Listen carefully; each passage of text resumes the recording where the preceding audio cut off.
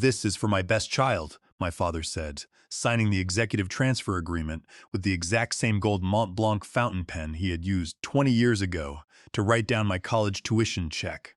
With 8 swift, fluid strokes of black ink across heavy bond paper, 2 decades of my life, my sweat and my sleepless nights were wiped away at the polished walnut table in Conference Room B. My name, Gabriel Vance, was not even printed on the final agenda handed out by Human Resources. The only name highlighted in bold text was hers, Chloe Miller, my 31-year-old stepsister. She was a woman who unironically believed that a pivot table was a specialized stretch in hot yoga and had once genuinely asked our lead DevOps engineer if back-end Java contained gluten. Chloe clapped her hands together with frantic delight as my father passed the thick leather portfolio across the table to her side. She clapped like a pampered teenager being handed the keys to a brand new luxury vehicle at a suburban mall pageant. Her manicured acrylic nails clicked sharply against the grain of the Italian leather. Flipping through pages of corporate bylaws she had no legal or technical capacity to comprehend. I remained utterly still, sitting across from them in my standard charcoal suit. I did not shout, I did not slam my fist onto the glass, and I did not demand an explanation. I did not refrain out of weakness or corporate modesty, but because in that precise second, an uncanny ice-cold clarity settled deep into my chest. The familiar ambient anxiety that had weighed on me for months simply evaporated, replaced by a hollow, peaceful stillness. My father, Preston Vance, a 73-year-old man whose receding gray hair and tailored suit gave him the appearance of a dignified statesman, glanced up at me over the metal rims of his reading glasses. His eyes darted nervously across my face, searching for tears, anger, or at least a visible flinch of humiliation. When I gave him nothing but an unreadable, tranquil stare, his throat tightened. He cleared his voice, letting out a weak, coughing rasps that sounded like guilt trying to disguise itself as executive authority. He looked down at his pen, cleared his throat again, and uttered the classic corporate cliché that every disgraced founder uses when betraying their own blood, Gabriel. "You have to understand that this decision is not personal," Preston said, his voice trembling slightly beneath the hum of the overhead air conditioning. "The board and I felt that Vance Systems needs a fresh perspective, a younger energy, to carry our brand into the modern market. Chloe brings a vital social presence and a consumer-facing dynamic that our traditional technical architecture simply lacks. You will always be a foundational pillar of what we built here, son, but it is time for the next generation to step into primary executive leadership." I offered him a faint, razor-thin smile.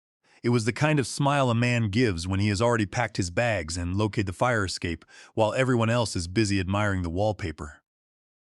"Understood," I said softly. 2 simple syllables that cut through the thick tension of the room like a scalpel. I stood up from my chair without dragging the carpet, adjusted the cuffs of my shirt, and buttoned my jacket.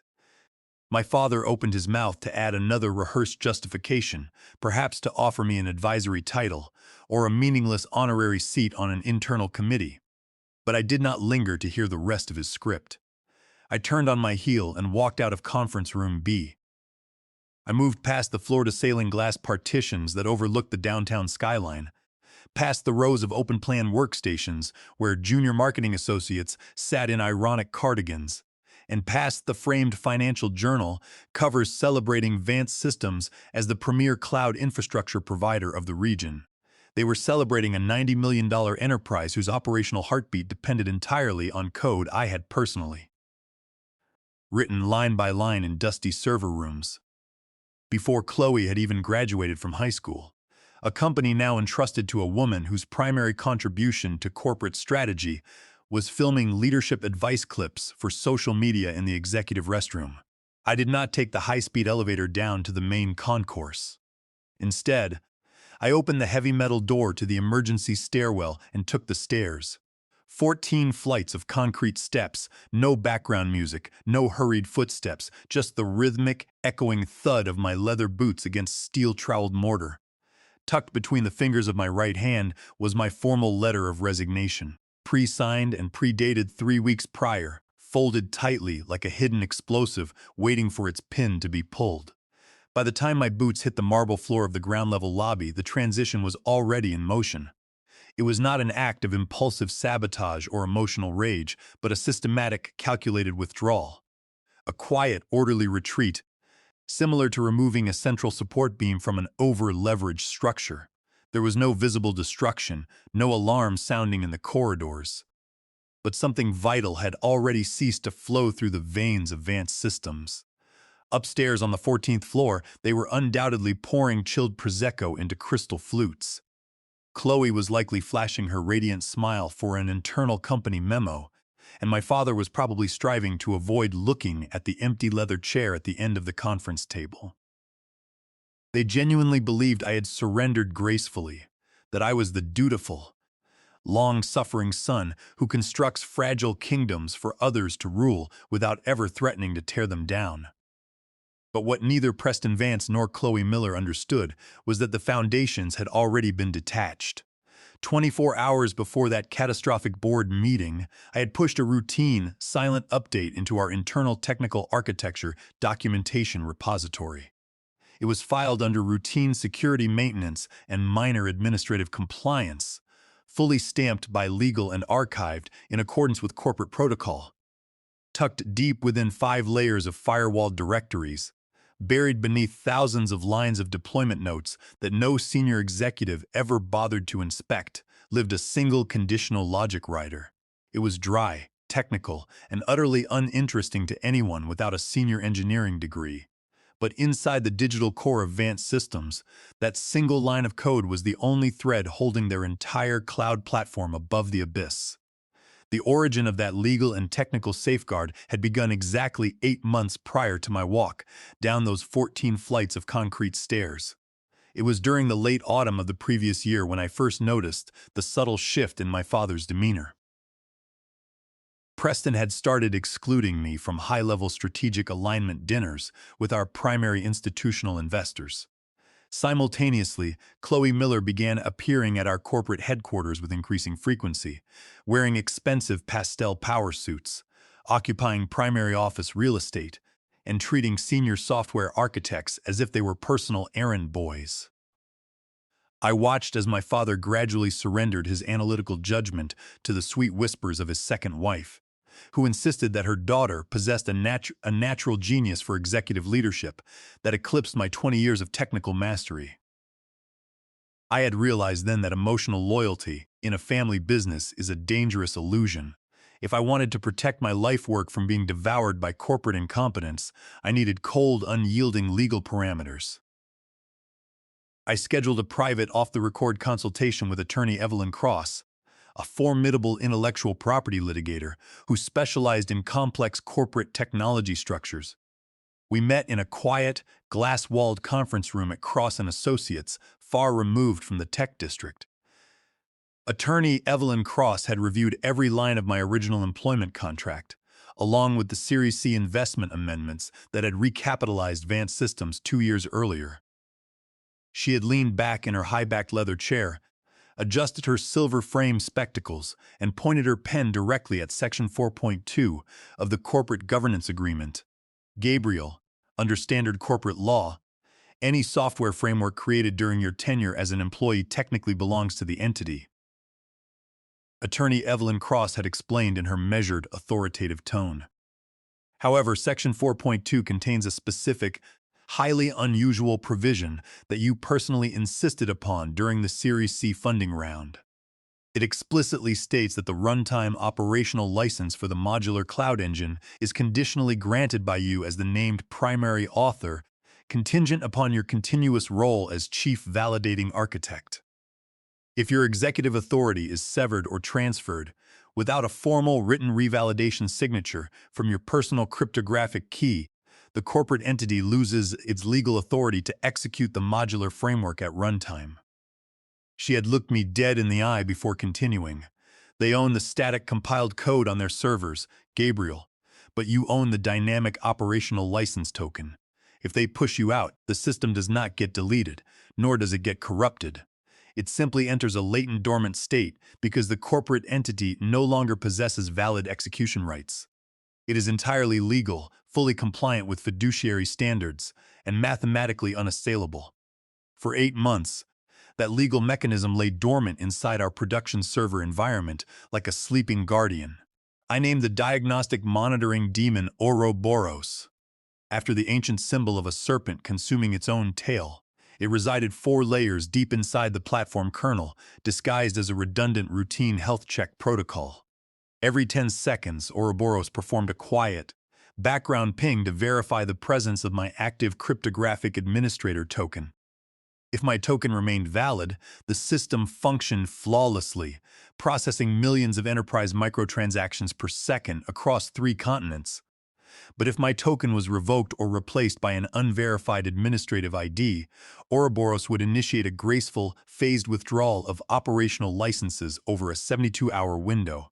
On the day I left Advanced Systems, I returned to my corner office on the 13th floor, shut the blinds, and executed my final offboarding checklist with methodical precision. I did not throw office supplies into boxes or slam drawers. I neatly placed my silver access badge, my encrypted parking pass, and my company-issued mobile device on the center of the mahogany desk. Per strict corporate security policy, I removed the primary solid-state drive from my engineering workstation, leaving behind only the factory sanitized hardware shell. The only person who dared to enter my office before I departed was Toby, a bright 23-year-old junior systems engineer whom I had hired fresh out of university 2 years earlier. Toby stood in the doorway, holding a half-empty can of energy drink, his expression a mixture of profound shock and genuine grief. He looked at my bare desk, then at the empty bookshelf where 20 years of technical manuals had once resided. "Gabriel, is it true?" Toby asked, his voice barely above a whisper. "Did the board really just name Chloe as the new chief executive officer?"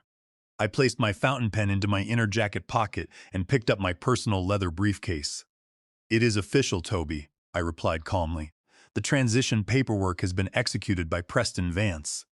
Toby shook his head vigorously, his face flushing with visible anger. "But that is complete madness. She does not even know the difference between a load balancer and a database query. You built every single service in this building. The whole back-end architecture belongs to your mind. What are we supposed to do when something breaks?" I walked over to Dudu, paused, and handed him my favorite white ceramic coffee mug, the one printed with black block letters that read, "I run on caffeine and root access." "Take care of yourself, Toby," I said quietly. "And if you ever find yourself struggling with system anomalies over the next 48 hours, remember the primary directive of every real engineer. Read the system logs, every single line. The answers are always written in the documentation. Those were the last words I spoke inside the headquarters of Advanced Systems." I turned, walked through the glass doors, and stepped out into the crisp afternoon air of the city. I did not glance back at the soaring glass tower, nor did I check the frantic group messages popping up on corporate communication channels. I checked into a quiet boutique hotel 6 blocks away, opened my personal laptop, and established a read-only diagnostic connection to my external monitoring node. The countdown had begun, and the clock was ticking relentlessly towards 0. By 8:05 the following morning, the corporate public relations machine at Advanced Systems was operating at maximum velocity. A glossy digital press release was blasted across major industry news networks, complete with a high-resolution photograph of Chloe Miller wearing a pristine snow-white executive blazer, standing triumphantly in front of our main server rack. The headline read in bold, sweeping typography, "Advanced Systems ushers in dynamic new era under Chief Executive Officer Chloe Miller." The accompanying text was a masterclass in corporate buzzwords and hollow corporate posturing. It quoted Chloe extensively as she promised to streamline legacy back-end operations, eliminate redundant engineering checks, and deliver unprecedented consumer value through aggressive market positioning. In the third paragraph, the article explicitly bragged about replacing outdated, conservative engineering protocols with a simplified, frictionless administrative structure. I monitored the entire spectacle from the sunny balcony of my hotel room, sipping dark roasted coffee while watching cargo ships move slowly across the harbor. My private shadow node showed that the internal engineering teams were already falling into complete disarray. Desperate to prove her immediate authority, Chloe had commanded the junior development staff to execute a massive, unverified deployment code push ahead of an 11 o'clock pitch to our largest institutional client, Apex Dynamics. Apex Dynamics was a massive industrial conglomerate whose annual contract was worth $75 million to Vance Systems, representing nearly 80% of our total corporate revenue. The entire stability of Vance Systems hinged on securing their multi-year renewal during that single morning Zoom presentation. To prepare for the presentation, Chloe had spent 3 hours with a high-priced corporate image consultant, rehearsing her slide deck in the executive conference room. Meanwhile, deep inside the production servers, the unverified administrative credentials she had forced into the system were triggering catastrophic friction with Ouroboros. At 9:15 in the morning, a junior DevOps developer named Kenny noticed that the automated build pipeline had stalled in Jenkins. Kenny, eager to impress the new executive management and lacking the experience to understand core security protocols, decided to execute a bypass command. He pushed a commit that explicitly removed what he referred to in his commit notes as legacy validation checks for smoother administrative flow. Kenny had no idea that the legacy validation check he had just stripped out was the exact cryptographic handshake required by Section 4.2 of my IP agreement. By attempting to force the system to run without my validation signature, Kenny had effectively severed the final thread holding the operational framework together. Ouroboros immediately recognized the administrative mismatch as an unauthorized hostile breach, accelerating the dormant lock state countdown from 72 hours down to 60 seconds. Inside Conference Room A, the scene was set for corporate triumph. Chloe Miller sat at the head of the long glass table, surrounded by my father, the chief financial officer, and 6 senior vice presidents. Mounted on the front wall was an 85-inch ultra-high-definition display showing the incoming video feed from Apex Dynamics. Representing Apex Dynamics was CTO Roger Montgomery, a formidable, silver-haired executive with 35 years of hard-nosed operational experience. Sitting beside CTO Roger Montgomery were 4 senior enterprise architects and 2 corporate risk attorneys. They were men and women who did not care about social media engagement or trendy executive blazers. They cared exclusively about system uptime, data encryption, and absolute operational reliability. "Welcome, ladies and gentlemen," Chloe began, her voice dripping with practice warmth as she gestured toward her slick slide presentation. "Today, I am thrilled to present the future of Vance Systems. Under my new executive leadership, we have eliminated the rigid, archaic bottlenecks of the past to create a truly frictionless, high-velocity cloud experience for Apex Dynamics." On the screen, CTO Roger Montgomery maintained a perfectly neutral expression. "We appreciate the presentation, Ms. Miller," Montgomery said, his deep voice carrying through the conference room speakers. "However, as you know, our $75 million contract renewal is contingent upon a live, real-time demonstration of your new multi-region failover cluster. We need to see the sandbox environment process 500,000 concurrent transactions without latency before our board will sign the execution documents." "Of course," Chloe said smoothly, flashing a dazzling smile toward my father, who nodded proudly from his seat. "Smooth execution is the hallmark of my new administration. Let us launch the live sandbox demo immediately." She reached down, picked up her executive tablet, and clicked the glowing blue button labeled Execute Live Sandbox. For 3 seconds, nothing happened. The 85-inch screen displayed a sleek loading animation, spinning smoothly against a dark blue background. Then the animation frozen solid. The screen faded to a dull gray color, and a single block of plain white text appeared in the exact center of the display. "Error 4003.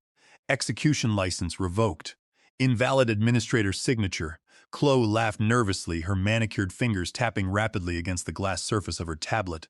"Oh, it appears we have a tiny network caching delay on our local office network," she said, her voice rising an octave. "Let me simply refresh the primary gateway." She clicked the screen again. The entire display went pitch black. Then, line after line of red terminal text began cascading down the monitor, visible to every executive sitting in the room and every client watching over Zoom system lockdown active. "Core architecture untethered.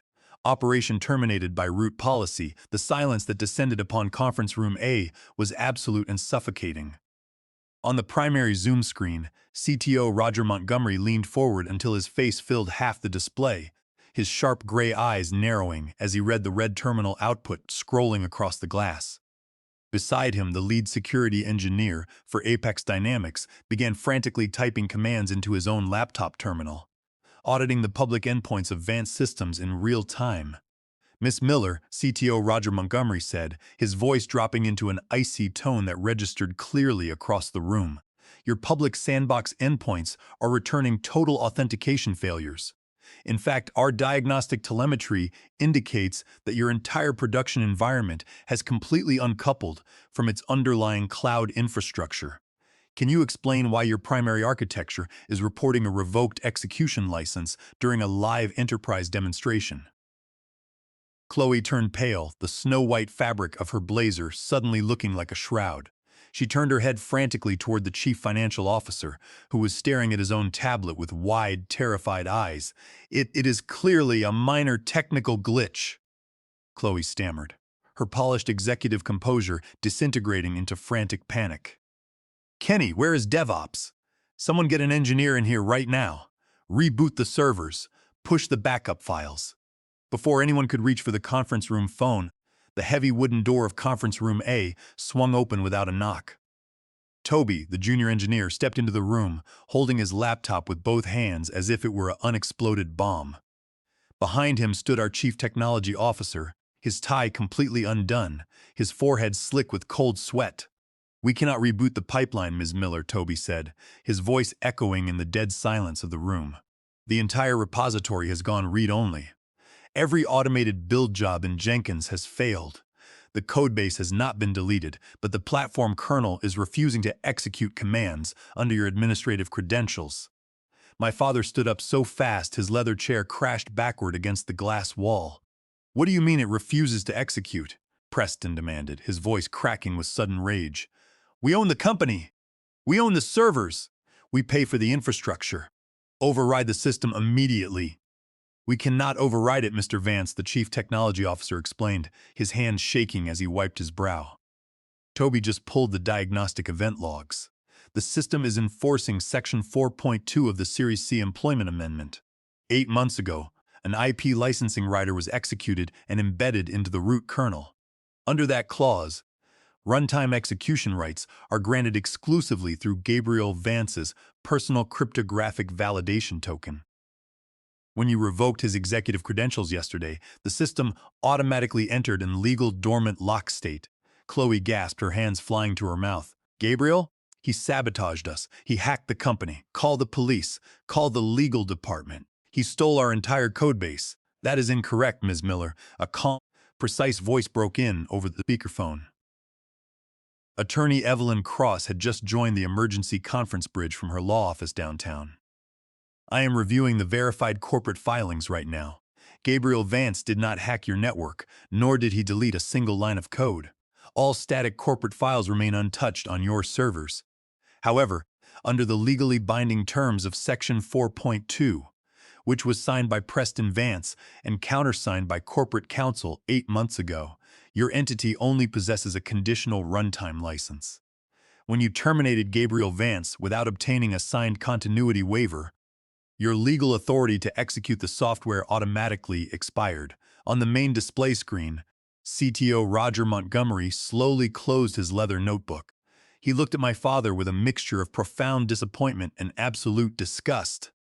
Preston, Roger Montgomery said quietly, you pushed out the founding architect of your entire platform and handed control to an executive team that does not even understand their own licensing agreements. Apex Dynamics cannot, and will not, entrust $75 million of critical cloud operations to an entity operating without valid IP execution rights. Roger, please, Preston pleaded, stepping towards the camera with his hands raised. Give us 24 hours. We will resolve this internal administrative matter. We will get Gabriel back into the office. We are terminating our contract effective immediately, Roger Montgomery declared, his voice cutting off Preston like a falling guillotine. Furthermore, our legal team will be filing a formal notice of corporate negligence and requesting an immediate audit of all shared security protocols. Good day, Preston. The Zoom screen went completely black as the connection was cut from the client end. In the boardroom, no one moved. Chloe dropped into her chair, covering her face as tears began to smudge her heavy makeup across her cheeks. The chief financial officer slumped against the table, muttering under his breath about immediate corporate insolvency, while Preston Vance stood frozen, staring blankly at the empty leather chair at the far end of the room where I used to sit. The fallout from the collapse of the Apex Dynamics contract hit Vance Systems like a Category 5 hurricane within 48 hours. News of the catastrophic live demonstration leaked to industry analysts before the close of business that afternoon. The company's valuation, once pegged at $90 million based on recurring enterprise subscriptions, collapsed by over 70% in less than a week. Major institutional clients, terrified by the prospect of holding unlicensable software architecture, followed Apex Dynamics out the door in rapid succession. Within 10 days, over 45% of our enterprise client portfolio had formally issued contract cancellations under standard fiduciary breach clauses.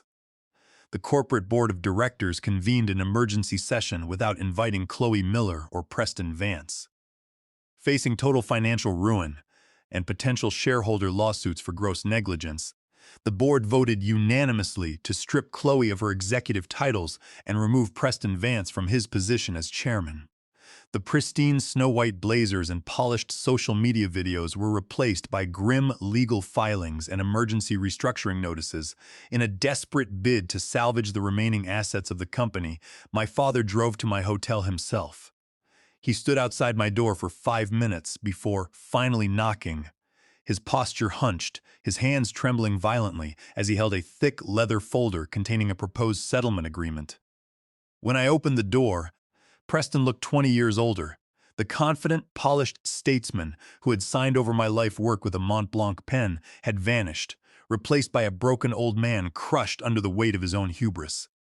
"Gabriel, please," Preston choked out, his voice cracking as he held up the folder. "The board is willing to offer you full executive control, 51% of equity shares, and a $6 million cash bonus if you will just return to the office and revalidate the system licenses. Chloe has resigned. Her mother has left the house. Everything is gone, son. Just come back and fix it." I looked at my father quietly, standing in the doorway of my sunlit hotel room. I did not feel malice toward him, nor did I feel a sudden surge of vindictive joy. I felt only the profound, peaceful distance of a man who had already crossed the river and left the burning shore far behind. "I cannot fix a house whose foundation you personally destroyed, father," I said softly, my voice calm and absolute. "You did not just make a poor business decision. You decided that 20 years of my loyalty and sweat were worth less than the vanity of an unqualified favorite. The code on your servers is doing exactly what it was designed to do under U.S. law. It respects the architect, and it refuses to run for those who treated it like cheap corporate scrap. Gabriel, you are destroying your own legacy." Preston cried out, tears streaming down his weathered cheeks. "My legacy is not a corporate building or a logo on a skyscraper, father," I replied quietly. "My legacy is the skill in my hands and the clarity in my mind. The platform Advanced Systems belongs to the past now." I stepped back into my room and gently closed the heavy oak door, shutting out his frantic pleas forever. 3 months later, I officially launched Vance Cloud Solutions, an independent architectural consultancy headquartered in a quiet coastal technology center. Joining me as founding partners were Toby and 8 of the most talented senior software engineers who had resigned from Vance Systems immediately following the collapse. Our new framework was built from the ground up, cleaner, faster, and completely detached from the legacy debt of my former enterprise. Within 90 days of launching, our firm had secured contracts with 3 major logistics corporations, including a new strategic consulting partnership with Apex Dynamics. CTO Roger Montgomery had personally signed the first multi-million-dollar agreement, shaking my hand warmly in our new oceanfront offices. Back at the old headquarters of Vance Systems, the liquidation process was quietly finalized. The soaring glass tower was sold off to a commercial real estate conglomerate, and the corporate name was erased from the building directory. On a quiet Tuesday evening, as the sun set over the Pacific Ocean, I sat on my office terrace with a fresh cup of coffee, watching the evening tide roll smoothly against the sand. My phone pinged with a brief text message from Toby, letting me know that our new cloud clusters had just processed their 1 billionth transaction with zero latency and perfect security compliance. I smiled, set my phone down on the wooden table, and took a slow, satisfying sip of coffee. The corporate predators had taken the building, the titles, and the executive chairs, but they had forgotten the most fundamental rule of engineering. You can steal the throne, but you can never steal the mind that built it.